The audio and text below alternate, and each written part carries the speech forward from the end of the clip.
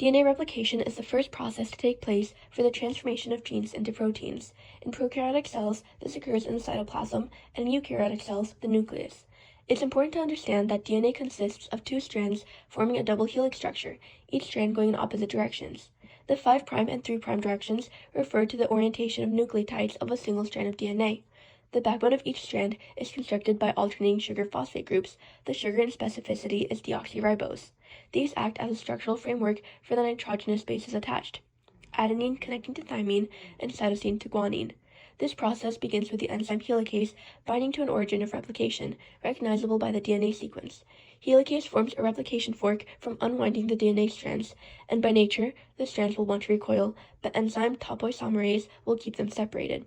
Following this is primase synthesizing the RNA primers complementary to the single-stranded piece of DNA and serves as templates, signaling for DNA polymerase III holoenzyme, which functions for this duplication of the chromosomal DNA, attaching the complementary nucleotides to the 3' end.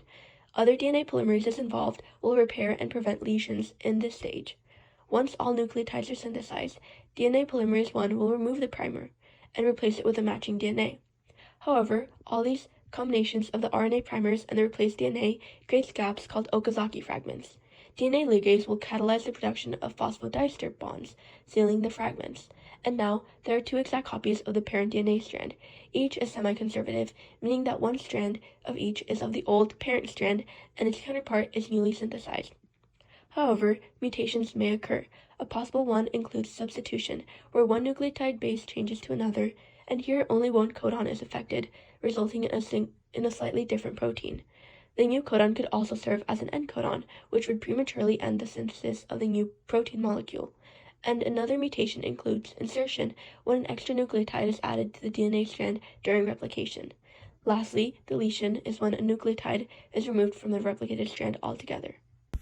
The next step to the progression of transforming DNA into a protein is the process of transcription.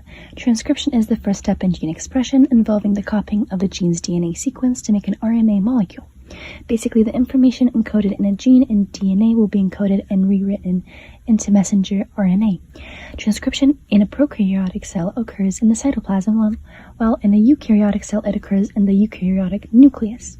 There are 3 steps to transcription. The first step is initiation, as the RNA polymerase binds to a sequence of DNA promoters found at the beginning of the gene. Every gene is going to have a promoter associated with it, and that is how the RNA polymerase knows to attach to the specific part of the strand. Once bound, RNA polymerase separates the DNA strands, therefore providing the single-stranded template needed for transcription. The second step is elongation, as one strand of DNA acts as a template for forming the RNA polymerase.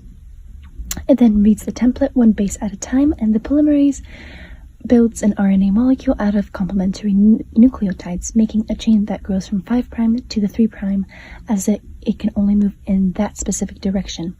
The RNA transcript carries the same information as the coding strand of DNA, but the only difference is that it contains the base uracil instead of thymine.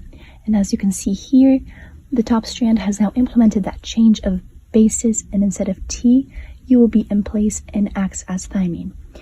The last step is termination, which is where a sequence called terminators signal that the RNA transcription is complete. One way the terminator can indicate when to stop is when the mRNA forms a hairpin and will impair the polymerase to keep on going and then lets go. Once finalized, they cause the transcript to be released from the RNA polymerase.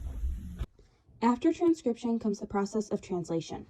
Translation is the process of translating the sequence of a messenger RNA molecule into a sequence of amino acids.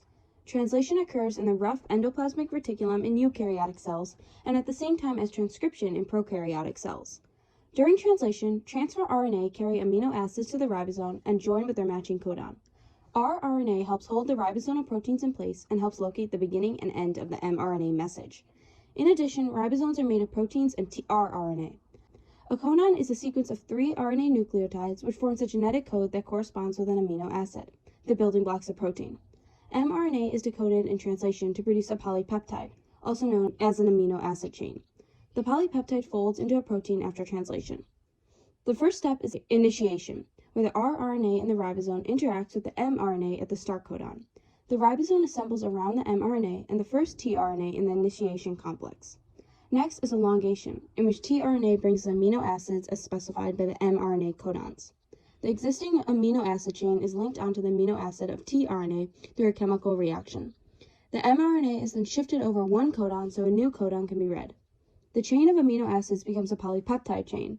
While each codon correlates to a specific amino acid, an amino acid can have more than one matching codon. The polypeptide chain continues to grow until one of 3 stop codons is reached, which stops the process and releases the polypeptide chain out of the ribosome. The stop codons are UAG, UAA, and UGA. The polypeptide chain then folds and twists together to form a 3D protein.